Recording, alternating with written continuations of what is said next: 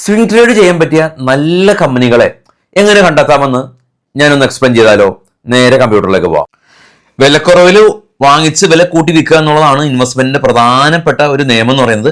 അപ്പോൾ ഇതുപോലെ ഇടിഞ്ഞതിന് ശേഷം നല്ല ഓവർ സോൾഡിന് സ്റ്റോക്ക് അവൈലബിൾ ആവണം.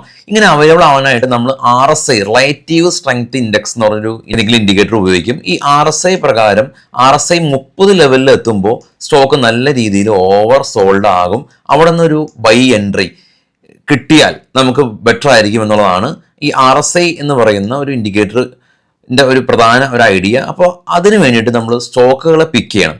അപ്പോൾ ആദ്യം തന്നെ നമ്മൾ മാർക്കറ്റ് ക്യാപിറ്റലൈസേഷൻ്റെ അടിസ്ഥാനത്തിൽ മാർക്കറ്റ് ക്യാപിറ്റലൈസേഷൻ ഗ്രേറ്റർ ദാൻ 1,00,000 കോടി. അപ്പോൾ അതായത് നല്ല രീതിയിലുള്ള ലാർജ് ക്യാപ്പ് കമ്പനീസ് മാത്രമാണ് നമുക്ക് ഇവിടെ കിട്ടുള്ളൂ. ഇവിടെ ഒരു ആൻഡ് ഇടുക.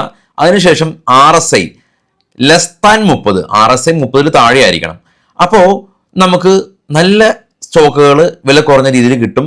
പിന്നെ ഒരു കൺഫർമേഷന് വേണ്ടി വേണമെങ്കിൽ EPS growth last 5 year greater than 10 എന്ന് ഇടുകയാണെങ്കിൽ നമുക്ക് ഇങ്ങനത്തെ ഒരു ക്യൂറി ഇവിടെ സെർച്ച് ചെയ്യുകയാണെങ്കിൽ നമുക്ക് നല്ല ഫണ്ടമെന്റലി സ്ട്രോങ് ആയ RSI 30 താഴെയുള്ള എന്നാൽ EPS ഗ്രോത്ത് 5 ഉള്ള സ്റ്റോക്കുകൾ കിട്ടും. ഇതിനു വേണ്ടിയിട്ട് നമ്മൾ സ്ക്രീനർ എന്ന് പറഞ്ഞ ഒരു പ്ലാറ്റ്ഫോമിൽ പോയി സ്ക്രീൻസിലാണ് ക്ലിക്ക് ചെയ്യേണ്ടത്. സ്ക്രീൻസിൽ ക്ലിക്ക് ചെയ്തതിന് ശേഷം ഇതേ പാരാമീറ്റർ കൊടുത്ത് ഇവിടെ സെർച്ച് ചെയ്താൽ മതി. അപ്പോൾ ഇതുപോലെ നല്ല സ്റ്റോക്കുകൾ ഓവർ സോൾഡ് ആയ അവസ്ഥയിൽ നമുക്ക് കിട്ടും.